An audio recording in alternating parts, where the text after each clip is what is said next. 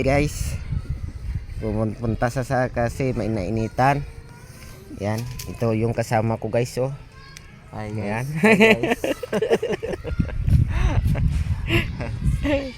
Yan yung kasama namin guys. Yung isa nandun sa itaas ng tricycle guys. So, kaya gatulog.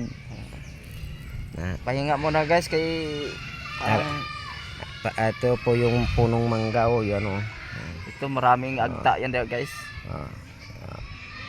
Pwede na paggamay yan. Pwede iso magali pwede yan. Gamay. So yan ang ginagawa namin guys. Para gawing banghouse, pero parang bahay na to guys. Sana ganito din yung mangyari sa bahay ko guys. Kasi magandang tingnan.